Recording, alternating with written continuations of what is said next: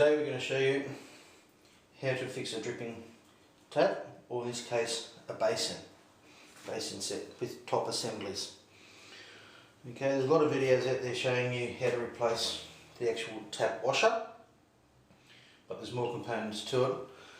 Often you'll find you may get water coming out from underneath the tap or running across the top of the basin, which will represent a failed O-ring. So today we'll do a complete service on the tap to stop this drip that you were seeing. Obviously, first thing to do is turn water off at the mains. Once the water's turned off at the mains, you can then go through, release the pressure. In this case, I'll just turn on another tap.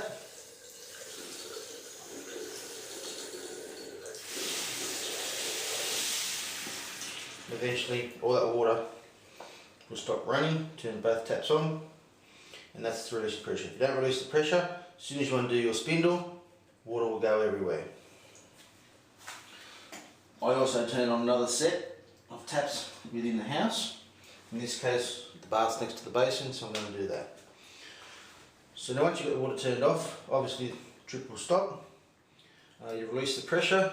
Now it's a matter of going through, removing the top button. So the tools you'll need for this will be just an adjustable wrench, depending on how deep your basins are, a pair of pointy nails to get the old washer out should it be held within the seat. So in this case we'll just loosen the actual button.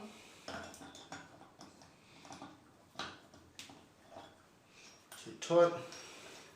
That will just unscrew so that the button will just come off. Okay, now the next thing is to remove the actual tap handle itself. Now, if they haven't been removed for a long time, they may be corroded or oxidised on the actual spindle. So you can give it a wiggle. Obviously it's not coming when I wiggle it. Use a rubber handle or protect it with a cloth. Give it a tap, try and loosen it and see, yep, there it goes there. Now, you can see this white powder here, so that's all the oxidization which catches in the actual handle, alright, and prevents it from pulling. Now if you've got a tap that you can't remove, there is a tool out there called a tap puller. And what the tap puller will do, you can buy these from any plumbing supplies. Some of the bigger bunny warehouses will also stock them. So what we would do with the tap puller, put it over the top of the actual handle, just unwind it, put it on over the actual base of the handle, release it. Now screwing it down, and what that's going to do, as I screw it down, the handle itself will pull up and release. Okay, so that's what we call a tap puller. Okay, so obviously once you have your handle off, then it's a matter of removing your flange or your bell housing. That should just simply unscrew. Obviously different types of taps have different types of flanges. This will expose your spindle within your recessed body. So always unscrew the spindle to release the tension or the pressure on the actual washer itself. It'll make it easier to actually unscrew the spindle. With your wrench, simply loosen it and then unscrew. Okay. So this is what we call a spindle. This also has a fibre washer on it. Whenever you do replace the washers, don't just replace the actual washer itself. Always go through, there's three parts. Fibre washer. Then unscrew your spindle. And as you unscrew it, you will expose O-rings.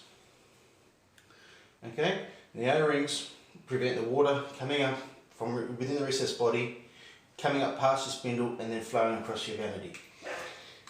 Okay, so remove your O-rings. Put in those pliers, they will just pull straight off. Okay, obviously the tap washer itself. Now you can see in this basin here, tap washer is not bad of a condition. It does have an impression all the way around it. Actually looks like there's a small little nick over here, which will be where the drip's coming through. It's also just a cheaper plastic body washer. Nothing wrong with these.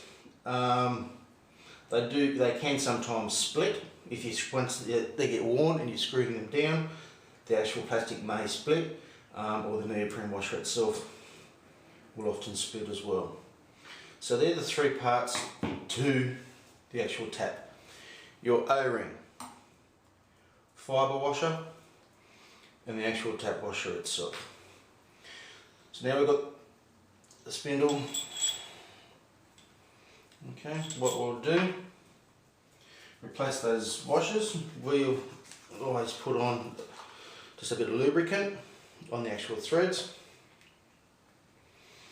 and around. What that will do, stop that corrosion from stiffening up your tap as well. So we have our new O-ring. O-rings, you can buy them in a kit where you'll get the tap washer, fibre washer and the O-ring. There's a reason there's 3 parts in the kit. Use the 3 parts. Alright, because otherwise you would replace the actual tap washer today. Within a month's time you'll notice that the O-ring is actually leaking. So you'll be pulling the tap assembly apart again just to replace the O-ring. So I always do a full service on the tap. Okay. O-rings we just push straight across. You notice this one has 2. Some spindles may only have 1. Alright.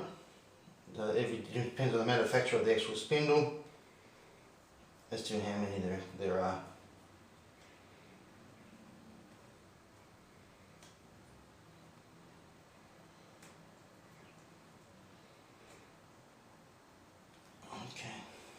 This one you've got to roll past the first one, and that's in there. Plenty of lube on there. Make sure your O-ring's nice and greased as well. That'll stop any friction, which will actually wear the O-ring. Okay, put that back into your bell housing. That will simply screw back up again.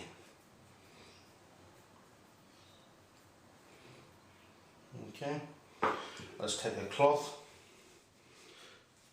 Just make sure the groove or the actual where the body washer is going to sit is nice and clean. Make sure there's nothing around there, because that's obviously going to squash the body washer, which will swell with the moisture. Same thing again, give it all a clean. Make sure there's no problems. Also inspect inside your seat, because the body washer itself will squash down onto what we call the seat. If that needs to be reseated, there is a reseating tool. It's a matter of screwing in the same as the spindle, turning the handle a couple of times, and it will cut a nice new flat seat on it for the washer. This one's okay. So what we'll do now, new fibre washer. Same thing, there's different diameter fibre washers. Majority of the time they'll just be this thin one. If you use the thicker one, could be for external tap, or older style body washers will sometimes have another one which is about an extra 1.5 millimetres in diameter. We're going to place the plastic washer with a nice new brass. These ones are called soft washers. You notice they're a bit more domed on top. This particular household has children who find it difficult to actually squeeze down and squash a hard neoprene washer. So we'll replace it with a soft washer on it. So they'll get a perfect seat every time without having to squash the washer. Just place that back in on the actual spindle. Hold it and then just drop it in place. And that's just a matter of screwing it up. Okay, just screw it up. Just screw your spindle back down again, just to make sure that it's actually seating on that washer.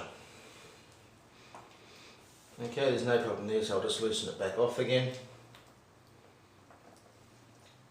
before tightening the actual spindle itself. So this has got to be nipped up, doesn't have Don't have to wrench it, because remember there is a breeching piece underneath.